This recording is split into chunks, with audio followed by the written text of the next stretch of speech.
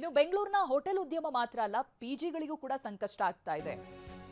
ಬೆಂಗಳೂರಿನ ಪಿಜಿಗಳಲ್ಲಿ ವಾಸವಿರುವಂತಹ ಉದ್ಯೋಗಿಗಳು, ವಿದ್ಯಾರ್ಥಿಗಳಿಗೆ ಒಂದು ರೀತಿ ಪೀಕಲಾಟ ಇದು.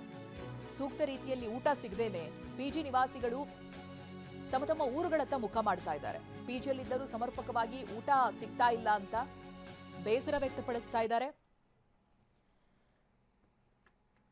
ಬೆಂಗಳೂರಿನ ಸಜ್ಜನ್ ರಾವ್ ಸರ್ಕಲ್ನಲ್ಲಿರುವಂತಹ ಪಿಜಿ ಇದು. ಪ್ರತಿನಿಧಿ ಲಕ್ಷ್ಮೀ ನರಸಿಂಹ ಒಂದು ವರದಿ ಕೊಟ್ಟಿದ್ದಾರೆ, ಬನ್ನಿ ನೋಡೋಣ. ಇರಾನ್, ಇಸ್ರೇಲ್ ಮತ್ತು ಸೌದಿ ರಾಷ್ಟ್ರಗಳ ನಡುವೆ ಆಗ್ತಾ ಇರತಕ್ಕಂಥ ಭೀಕರ ಯುದ್ಧದ ಒಂದು ಎಫೆಕ್ಟ್ ಬೆಂಗಳೂರು ಕೂಡ ತಟ್ಟಿದೆ.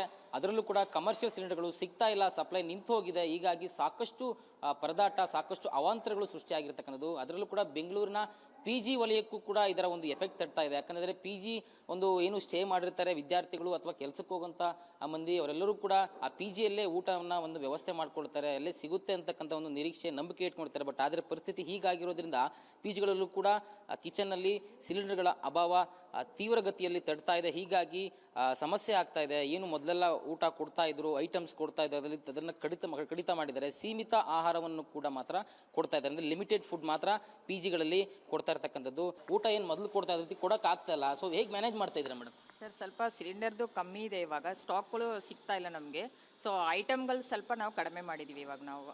ಸೊ ಫಸ್ಟ್ ಎಲ್ಲ ಐಟಮ್ ಜಾಸ್ತಿ ಕೊಡ್ತಾ ಇದ್ವು, ಇವಾಗ ಫ್ರೈ ಐಟಮು, ಆಯಿಲಲ್ಲಿ ಮಾಡೋ ಐಟಮ್ ಎಲ್ಲನೂ ಕಮ್ಮಿ ಮಾಡಿದ್ವಿ ಇವಾಗ ನಾವು. ನೆಕ್ಸ್ಟು ಮುಂದೆ ಹೆಂಗೆ ಸಿಲಿಂಡರ್ ಸಿಗುತ್ತೆ, ಯಾಕೆ ಮ್ಯಾನೇಜ್ ಮಾಡೋದು ಅನ್ನೋದು ನಮಗೆ ಸ್ವಲ್ಪ ಇವಾಗ ಕಷ್ಟ ಆಗ್ತಾ ಇದೆ.